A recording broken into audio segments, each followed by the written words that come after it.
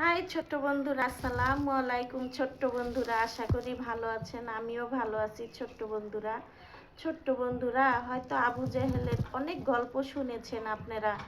অনেক কিছু শিখার মতো আছে। ছোট্ট বন্ধুরা, আবু জেহেলকে দিনের নবী অনেক ভালোবাসতো, কিন্তু আবু জেহেল সবসময় আমাদের দিনের নবীকে কষ্ট দিত। তারপরেও আল্লাহ তাআলার কাছে কোনো সময় দিনের নবী অভিযোগ করতো না, তার জন্য নামাজ পড়তো আর বলতো যে আমার এই চাচাকে আল্লাহ তাআলা হেদায়েত যেন দান করে। কিন্তু তারপরেও তার ভিতরে কোনো হেদায়েত নাজিল করে না আল্লাহ তাআলা।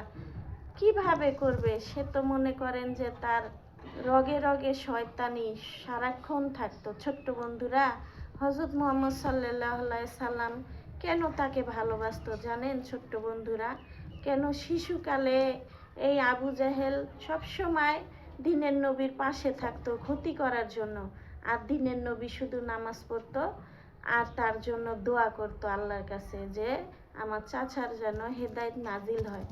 তো এক সময় আমাদের দিনের নবী হাঁটতে হাঁটতে সেই আবু জেহেলের বাড়িতে যায়। ছোট্ট বন্ধুরা, যে দেখে সে শুধু বড়ই খাচ্ছে আর ফেলে দিচ্ছে, খাচ্ছে আর ফেলে দিচ্ছে।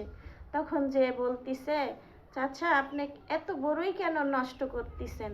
কয় একটা বড়ই মিষ্টি লাগতেছে না, শুধু টক টক লাগতেছে, এই জন্য আমি ফেলে দিচ্ছি। তখন আমাদের দিনের নবী গাছে তাকিয়ে দেখে এত সুন্দর সুস্বাদু ফলগুলো, বড়াইগুলো। তো একটা পড়ছে জমিনের ভিতরে, তো দিনের নবী সেই বড়ইটা খাচ্ছিল। খেয়ে বলে যে এত একটা সুস্বাদু, এত মিষ্টি। কয় আমি এতক্ষণ খেলাম, কোনো মিষ্টি লাগলো না, আর তুই খাওয়া মাত্রই মিষ্টি হয়ে গেল। তখন আমাদের দিনের নবী